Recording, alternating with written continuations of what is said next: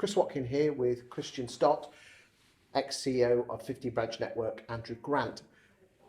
Kristian, estate agency post-COVID, the new normal. Talk to me.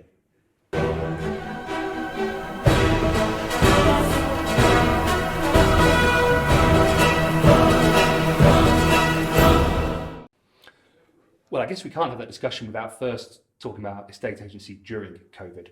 And actually, I watched there some businesses explode and become brilliant. They just knew how to do it, what to do. And some of those were businesses in the industry. You look at what Property Academy did at that point in time, it's just incredible to watch.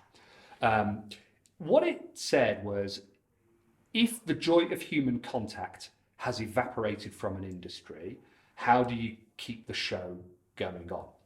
And so watching people, first of all, try to do human viewings with the lack of physicality, so 2 meter distancing, masks, disinfectant wipes, was quite interesting. But equally then watching people doing, so we were pretty quick to come out with virtual valuations and virtual viewings, simply because we've been using a sort of virtual collaboration tool for a year anyway, and all we had to do was find a way to redact or anonymize buyers and other buyers and things like that on the other end, which actually we managed to do pretty quickly.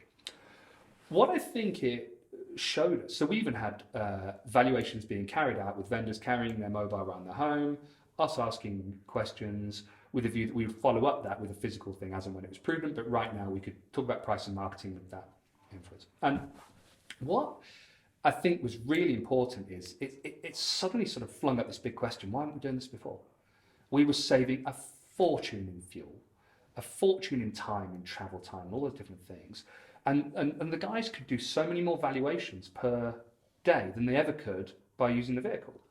Also, if I looked at things like long-term customer contact, so vendor marketing, feedback calls, all that sort of stuff, handling it virtually just created a new level of energy inside the business. And it really made focus, well, why don't estate agents do this anyway?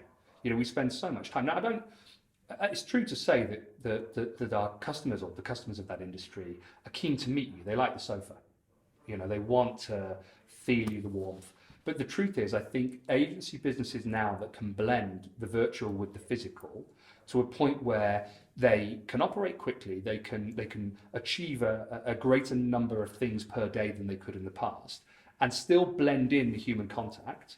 I think they're going to nail it. I think customers are going to really enjoy it, because to a certain extent for the customer it's a little bit easier. It takes a little bit of getting used to, but there's almost a sense that says it's preferable. I mean, who'd have thought 10 years ago that the norm for dating was internet dating? Now it's swipe right for love, isn't it? And do you think it's our own mindset, estate agents not wanting to change, that's the issue here? Probably. Also, I think there's an element where it's a funny industry because we deal with the marketing of physical assets, and therefore you probably feel like you need to smell it. You know, I mean, would you buy a house that you hadn't viewed? Maybe as a professional landlord with a wide portfolio, you'd consider it. But most homeowners, owner-occupiers want to go there because you need to just listen carefully for the sound of the vehicles passing, motorways, dual carriageways. You need to smell it. You need to sense it. We have a sixth sense of home. But can you do 80% of the journey towards buying or selling a house without doing that? I think you can. Yeah, you can. Sorting the wheat out from the chaff, because, you know, 1 in 8 only buy. Let's knock it down to 1 in 2. Exactly that. And I think also estate agents give away far too much to buyers in viewings. And I don't want to sound like silly there, but the truth is, the qualification process, estate agents book anyone in for a viewing. Just hit the target, get the viewings in. You know, we've got to do whatever, 100 this week, 200 this week, just get them done.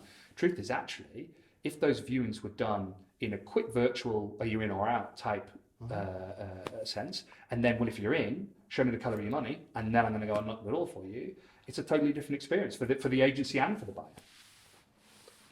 So estate agents need to change. What's the future?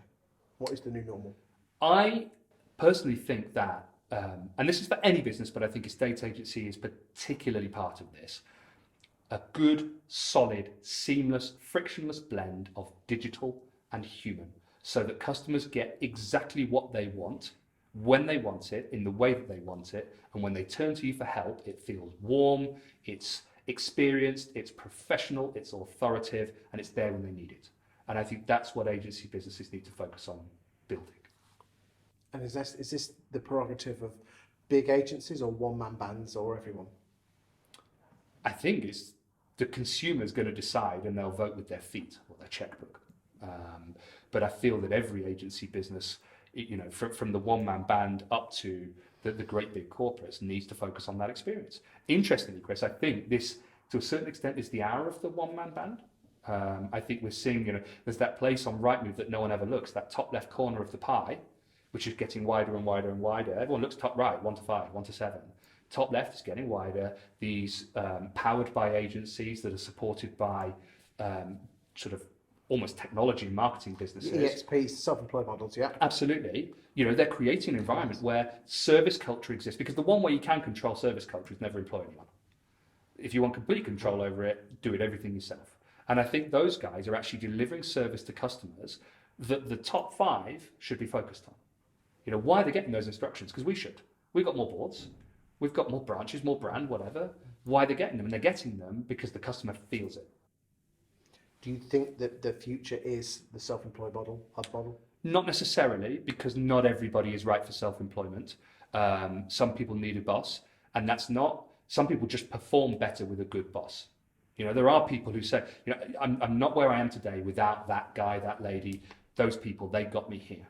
Other people are born to be self-employed, and I think being able to blend the two is the route forwards. Now, whether you competitively blend the two by saying, well, this firm is only self-employed, this firm's only employed, or whether you have a model where agency businesses have a mixture of both arrangements, that personally is my preference, because I think that then allows people to work inside of the scheme that suits their personality best.